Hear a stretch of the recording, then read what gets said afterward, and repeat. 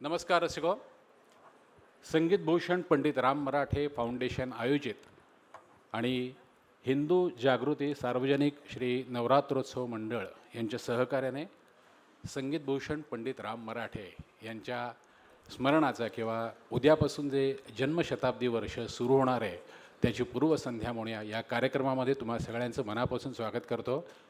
संगीत भूषण हे फक्त संगीत भूषण नव्हतं तर आपल्या अवघ्या ठाणेकरांसाठी जे भूषण आहे असं नाव म्हणजे संगीत भूषण पंडित राम मराठे. सगळ्यांचे रामभाऊ यांच्यासाठी एकदा जोरदार टाळ्या झाल्या पाहिजेत.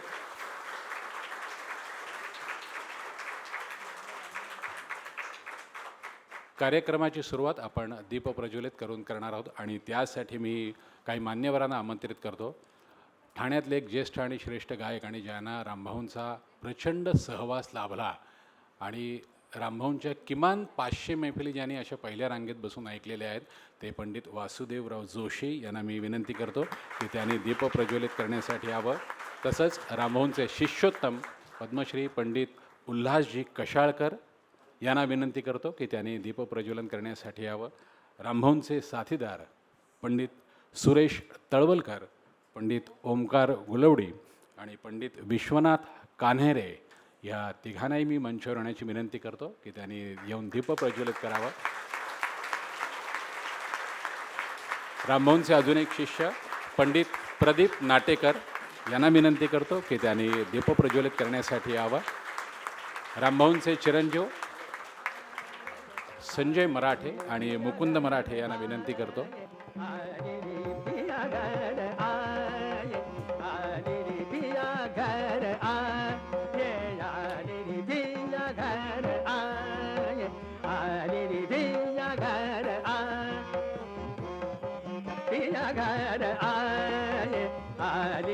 मैं कैसे जाऊं परदेस पिया घर आए पिया घर पिया घर आए मैं कैसे जाऊं मैं कैसे जाऊं मैं कैसे जाऊं परदेस पिया घर आए पिया घर आए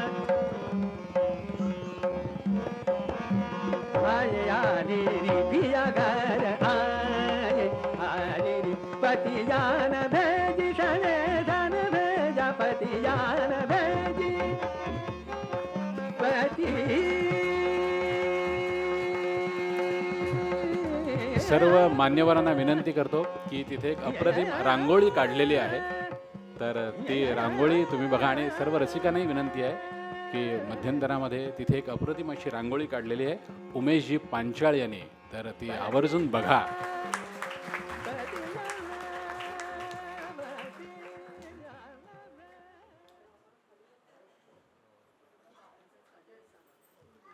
रामभाऊंचंच चित्र आहे म्हणजे उमेश पांचाळ आलेत का इथे?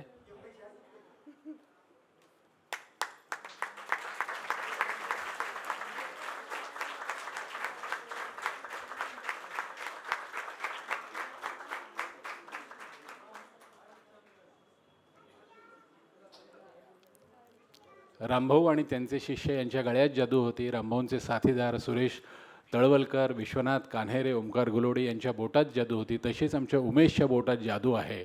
रामभाऊंचा गळा उतरवणारी काही माणसं होती आणि रामभाऊंचं चरित्र किंवा रामभाऊंचं चित्र उतरवणारा हा उमेश, त्याच्या बोटात जादू आहे. उमेशसाठी एकदा जोरदार टाळ्या झाल्या पाहिजेत.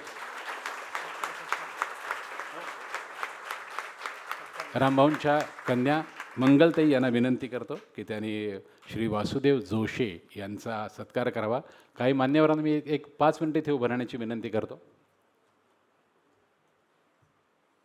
काका या इथे, तुम्ही वर नाही आला तरी चालेल.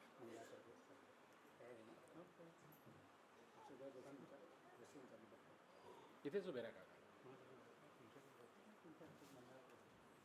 मंगलताईंना विनंती करतो. अच्छा, हिंदू जागृती मंडळातर्फे विष्णू रानडे यांना विनंती करतो की त्यांनी सन्मान करावा आणि पुढची सूत्र विष्णू रानडे यांच्याकडे.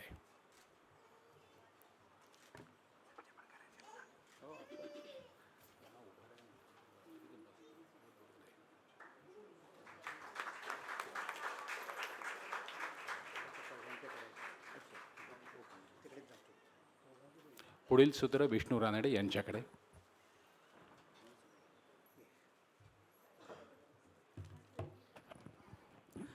नमस्कार रसिको. Hello hello. नमस्कार रसिको. हिंदू जागृती नवरात्र उत्सव मंडळ 7व्या वर्षाचं 8वं पुष्प गुंफण्यासाठी आपण सगळेजण जमलेले आहोत. आजच्या कार्यक्रमासाठी खरं म्हटलं तर दुग्धशर्करा योग, मणिकांचन योग असे विघ्नेशच्या शब्दात सांगायचं तर त्या असंख्य योगांचं वर्णन मला करता येऊ शकतं, पण ती जबाबदारी आज विघ्नेश्वर आम्ही दिलेली आहे. त्यामुळे तुमच्यामध्ये आणि विघ्नेशच्यामध्ये फार वेळ न थांबता औपचारिकता म्हणून किंवा आमचं भाग्य म्हणून आजच्या राम मराठे जन्मशताब्दी वर्षाच्या सुरुवातीच्या कार्यक्रमाच्या पहिल्याच कार्यक्रमासाठी आपण सगळेजण जमलेले आहोत.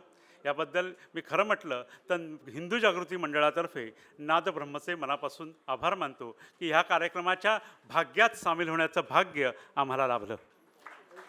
खरं म्हटलं तर हिंदू जागृती हे आत्ताचं, पण त्याच्या आधी घंटाळी नवरात्र उत्सवाच्या 50 वर्षातल्या जवळजवळ गेल्या 30 वर्षामध्ये आम्ही असंख्य कार्यक्रम नादब्रह्मबरोबर केलेले आहेत आणि नादब्रह्मचे आणि आमचे जुने ऋणानुबंध आहेत.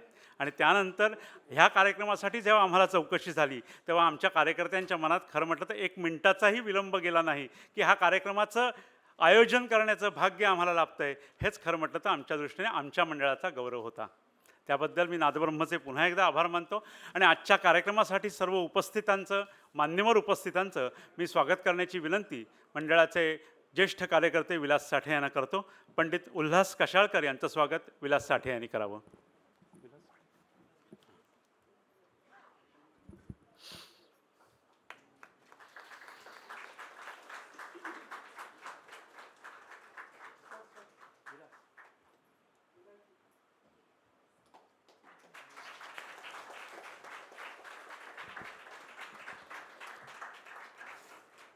पंडित सुरेश तळवळकर यांचं स्वागत श्री साठे यांनी करावं.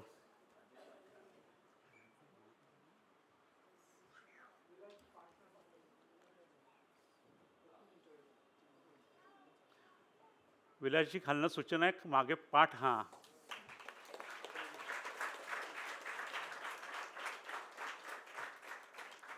विश्वनाथ कान्हेरे यांचं स्वागत विलास साठे यांनी करावं.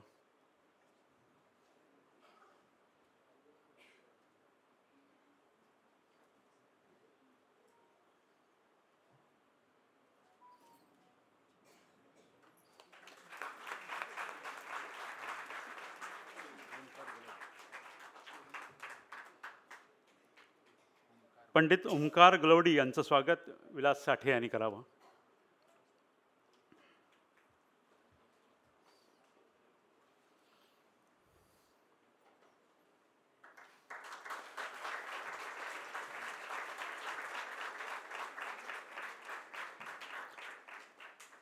पंडित प्रदीप नाटेकर यांचंही स्वागत विलास साठे यांनी करावं.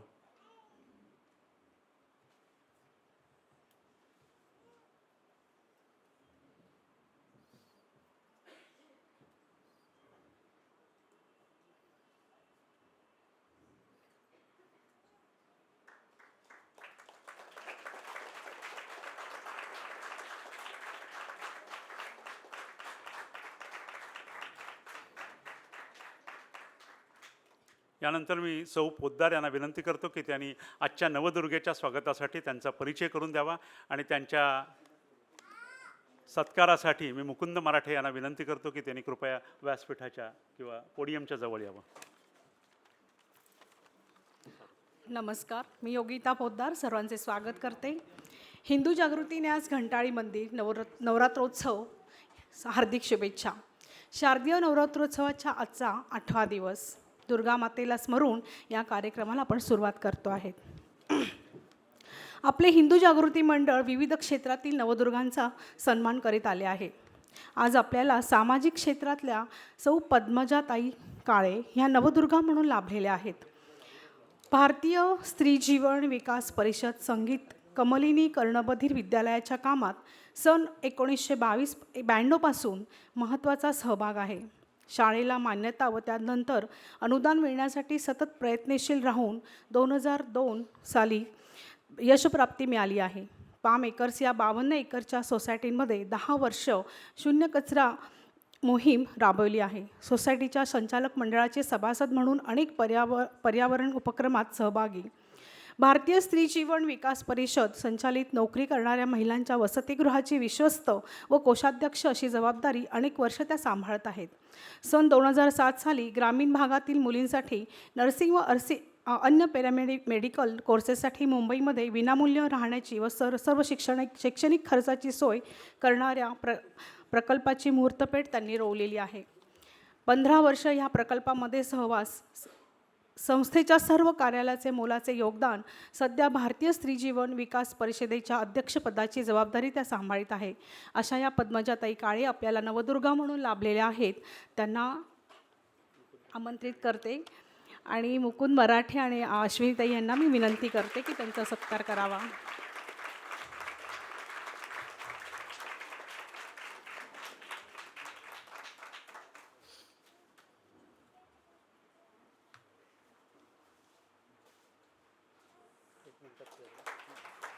माननीय पद्मजा काळे ताई सामाजिक कार्यकर्त्या आहेत. आपण केलेल्या सामाजिक पर्यावरण क्षेत्रात उल्लेखनीय व कौतुकास्पद कार्याची आम्हाला जाणीव आहे. म्हणून 22 ऑक्टोबर 2023 रोजी आयोजित केलेल्या नवदुर्गा गौरव उत्सवामध्ये आपला सत्कार करताना आम्हाला अतीव आनंद होत आहे. आपण असे सदैव कार्यरत राहावे ही सदिच्छा व आपल्या पुढील कार्यासाठी अनेक शुभेच्छा.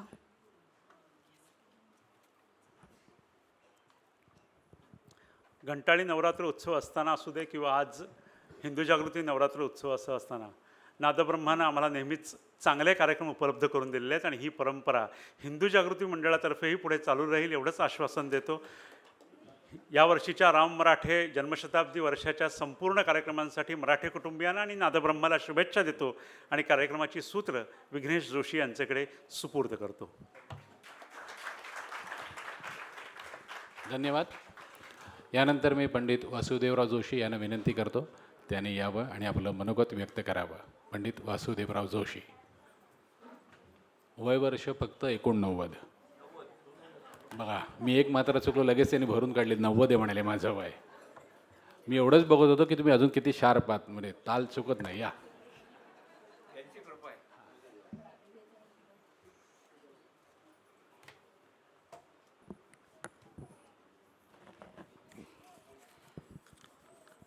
रसिक श्रोते हो, नमस्कार.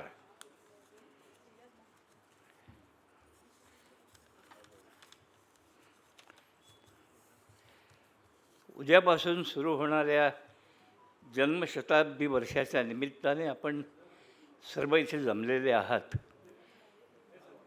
मी आपल्या सर्वांचं स्वागत करतो.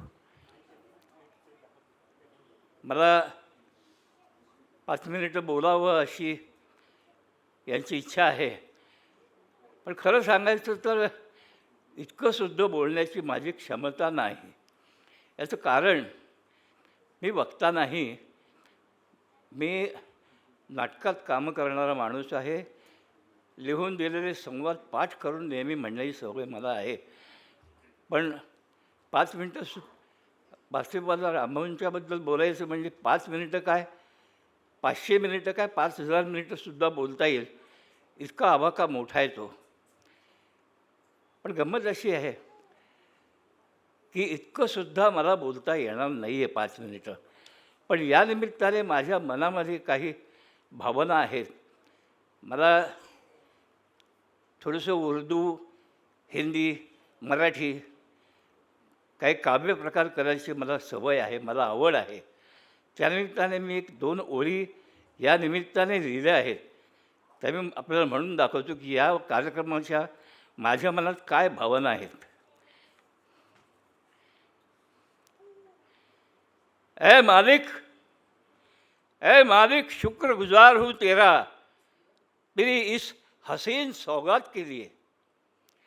ए मालिक शुक्रगुजार हूँ तेरा इस हसीन सौगात के लिए. बड़ी अजीम है ये नवाजिश, बड़ी अजीम है ये नवाजिश, इससे बढ़कर और क्या चाहिए. हा अत्यंत माझ्या आयुष्यातला सर्वोच्च आनंदाचा क्षण आहे. गेल्या जन्मी मी काहीतरी पुण्य केलं असेल म्हणून हा सन्मान मला यावेळेला मिळालेला आहे. गुरुचं महात्म्य आपल्या आयुष्यात फार मोठं आहे.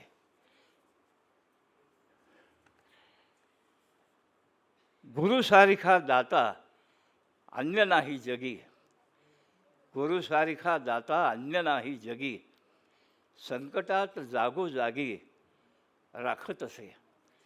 हे गुरुमहात्म्य आहे. आता रामभाऊंच्याबद्दल बोलायचं म्हणजे त्यांची आणि माझी नेमकी गाठ कधी आणि कुठे आणि कशी पडली हे मला खरं म्हटलं तर आता नक्की आठवत नाही. परंतु त्यांच्या सहवासात मी एकदा आलो आणि त्यांचाच होऊन गेलो.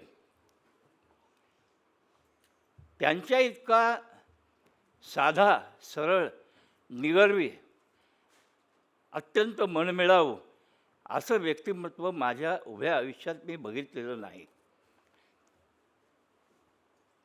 माझ्या आयुष्यात मी 3 व्यक्तींना गुरुस्थानी ठेवलं. एक माझे गुरु ठाण्यामधील कैलासवासी विनायकराव काळे, त्यांच्याकडे मी प्रथमपासून अखेरपर्यंत शिकलो. त्यानंतर रामभाऊ आणि भारतरत्न पंडित भीमसेन जोशी हे 2 माझे मनोनीत गुरु. यांच्याकडनं मी एकलव्याच्या निष्ठेनं विद्या ग्रहण केली. त्यांची गायकी माझ्या गायकीमध्ये जितकी मला सामावून घेता येईल तेवढे घेण्याचा माझ्या बुद्धीच्यानुसार मी प्रयत्न केला. बऱ्या प्रकारे यशस्वी पण झालो, नाही असं नाही. त्यांच्याबद्दल विशेष आठवण सांगायची म्हणजे योगिनी जोगळेकरांचं रंगात रंगला श्रीरंग हे नाटक 1970 साली रंगभूमीवर आलं. या नाटकामध्ये रामभाऊंचा मी सहकलाकार होतो. या नाटकामध्ये रामभाऊ आणि मी आमची दोघांची जुगलबंदी होती. फार विनोदी प्रसंग आहे ना, फारच विनोदी प्रसंग आहे. त्यांच्याबरोबर जुगलबंदी आणि माझी, तो प्रसंग मला आजही आठवलं तर मला हसायला येतं. मी काळी दोनमध्ये गाणारा मनुष्य, रामभाऊ पांढरी चारमध्ये. माझं गाणं मी आटपल्यानंतर ते येऊन बसायचे आणि पांढरी चारमध्ये शिवमत भैरव सुरू करायचे. आणि काय सांगायचं तुम्हाला, माझी गायकी अशी पालापाचोळ्यासारखी उडून जायची. त्या नाटकाचे आम्ही नंतर खूप प्रयोग केले, पुष्कळ प्रयोग केले. त्यानंतर त्यांच्या घरीसुद्धा माझं खूप जाणं येणं, त्यांच्या घरचाच मी होऊन गेलो होतो. त्यांच्याकडनं मला खूप काही शिकायला मिळालं. प्रत्यक्ष नाही, पण ऐकून ऐकून खूप शिकलो. त्यांनी मला एक वेळ समोर बसून काही शिकवलंसुद्धा आहे. त्याचं बरंचसं मला काही मिळालेलं नाही आहे, जे मी आजही शोधायचा प्रयत्न करतो आहे, पण ते मला अजून मिळत नाही आहे. त्यांच्याबद्दल काय बोलायचं आता. इतका साधा मनुष्य माझ्या उभ्या आयुष्यात मी बघितलेला नाही. पण त्यांच्या योग्यतेला साजेसं असं त्यांना कुठल्याही प्रकारचे मानपरात मिळाले नाही, ही माझी आजही माझ्या हृदयातली मोठी खंत आहे. मी आज आपल्या सगळ्यांना आवाहन करतो आहे, आज सगळ्यांनी आजच निश्चय करा, धोशा लावा, सरकारकडे पाठपुरावा करा. नको नको त्या लोकांना आज पदव्यांची, पुरस्कारांची खैरात वाटली जाते आहे आणि आमच्या इतक्या हिमालयाच्या उंचीच्या व्यक्तीला सरकारचं काही कुठल्याही प्रकारचा मानपरात नाही.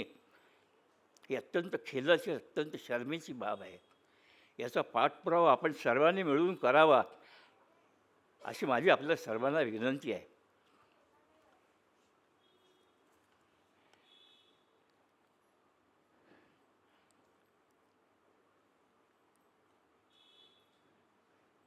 याच्या पलीकडे मी काय सांगणार.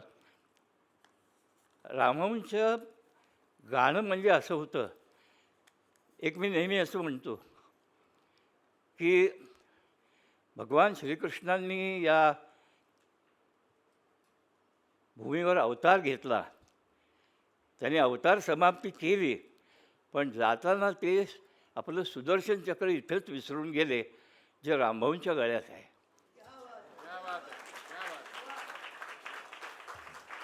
अशी गायकी संपूर्ण हिंदुस्थानामध्ये कोणाकडे नाही, हा माझा चॅलेंज आहे. म्हणजे त्यांच्यासमोर कोणी टिकेल असं कोणी तुम्हाला मिळणारच नाही अजिबात. एक जुन्या जमान्यातले गवई होते, ग्वाल्हेर घराण्याचे गायक, जे म्हणायचे असं, कौन है वो ऐसा गवैया उसे मेरे सामने लेके आओ, उसकी दाढ़ी निकाल के सेंडी की जगह लगा दूंगा, असं म्हणायचे. ही ताकद रामभाऊंच्याकडे होती. रामभाऊ असं म्हणू शकले असते, इतकी त्यांच्या प्रचंड गायकीमध्ये ताकद होती. त्यांच्यासारखी गायकी उभ्या हिंदुस्थानात कोणाकडे नाही. तान अनेकांची ऐकली आपण, अनेकांची तान आपण ऐकतो, पण रामभाऊंच्या तानेचं वैशिष्ट्य असं आहे की रामभाऊंच्या तानेमधला प्रत्येक सूर आणि सूर एखाद्या मोत्याच्या मण्यासारखा वेगळा वेगळा करता येतो. बाकीच्यांचं सरळ सपाट ताना असतात. आपण अमीर हुसेनका साहेबांची तान ऐकली आहे, भीमसेन जोशीच्या त्यांचं ताना ऐकल्या. ताना म्हणजे काय, ऐकत राहाव्या अशा. पण रामभाऊंची तान जी आहे, ही तान कुणाकडेही तशी नाही. एक एक सूर आणि सूर सुट्टा वेगळा, तुम्ही त्याचं नोटेशन पटकन करू शकता, अशी त्यांच्या तानाची पद्धत आहे. हे फार घेण्यासारखं आहे. बारीक बारीक तानांचे छोटे छोटे स्वरसमूह मी नेहमी सांगतो, जे नवीन शिकतात त्या लोकांना, त्यांच्या गायकीमधनं आपण पहाटे जो रियाज करतो, या रियाजामध्ये त्यांचे काही काही गाणी जी आहेत ती मुद्दाम आपण ऐकावी. छोटे छोटे छोटे छोटे तालांचे समूह आहेत, स्वरांचे समूह, जे तुम्हाला रियाज करताना फार उपयोगी पडतील.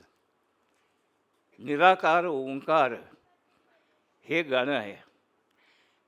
या गाण्यामधले एक काही काही छोटे छोटे अशा ताला आहेत, ज्या जर तुम्ही घेतल्या पहाटेच्या वेळी रियाज केलात तर तुमच्या आवाजात इतकी सुधारणा होते आणि तुमची तान इतकी तयार होते की तुम्ही करून पहा, तुम्हाला आपलं आपण लक्षात येईल.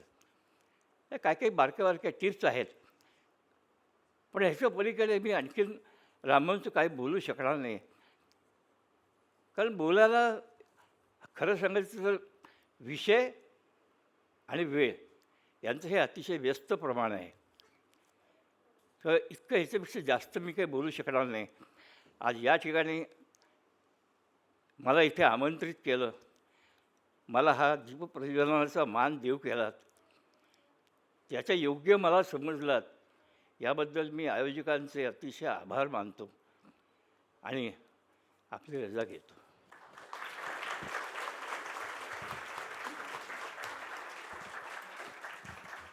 काका एक 2 मिनटं. संगीत भूषण पंडित राम मराठे फाउंडेशनच्या वतीने मी मंगलतेना विनंती करतो की त्यांनी पंडित वासुदेव जोशी यांचा सन्मान करावा.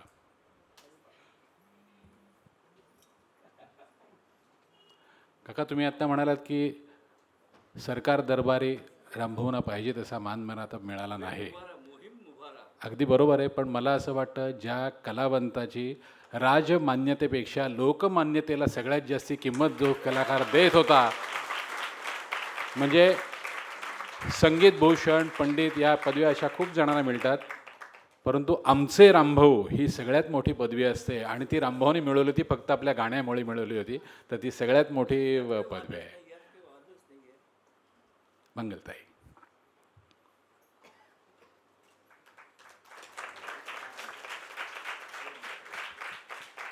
रसिको, आत्ताच मला मुकुंदजी मराठे यांनी सांगितलं की आज रात्री 12:05 यूट्यूबवरती एक विशेष कार्यक्रम होणार आहे, रामभाऊंवरती आधारित 1.5 तासाचा तो विशेष कार्यक्रम आहे. तर लक्षात ठेवा, रात्री 12:05 म्हणजे आपला हा कार्यक्रम संपल्यानंतर लगेच यूट्यूबवर तो कार्यक्रम सादर होणार आहे. तर तो कार्यक्रम तुम्ही बघू शकता. हां, नंतर तो कायम बघता येणारच आहे. त्यामुळे म्हणजे अगदी 12-5ला जर का गाणं सुरू असेल तर त्याला थांबव, यूट्यूब चालू करायचं असं काही करू नका. तो कार्यक्रम नंतर आपण बघू शकणार आहोत. यानंतर मला असं नेहमी वाटतं की हार्दिक शुभेच्छा देणारे महत्त्वाचे असतातच, पण आर्थिक शुभेच्छा देणारे त्यांच्यापेक्षा जास्ती महत्त्वाचे असतात. तर आजच्या कार्यक्रमाला ज्यांनी आर्थिक शुभेच्छा दिल्या त्या पितांबरी उत्पादने यांच्यासाठी एकदा जोरदार टाळ्या झाल्या पाहिजेत. त्यांचे स्टॉल आहेत, त्या स्टॉलला आवर्जून भेट द्या. आणि रामभाऊंचे जवळजवळ 100पेक्षा जास्ती फोटो असलेले एक स्टँडी तिथे आहे किंवा अशा स्टँडी आहेत, तर त्याही तुम्ही आवर्जून बघा. ज्या ज्या मंडळींनी रामभाऊंना प्रत्यक्ष पाहिलं असेल त्यांना पूर्वस्मृतींना म्हणतो ना उजाळा देता येईल. तर एकदा रामभाऊंसाठी जोरदार टाळ्या वाजूया आणि आता आपण खऱ्या अर्थानं रामभाऊ ज्याच्यात रमायचे त्या गाण्याकडे वळूया.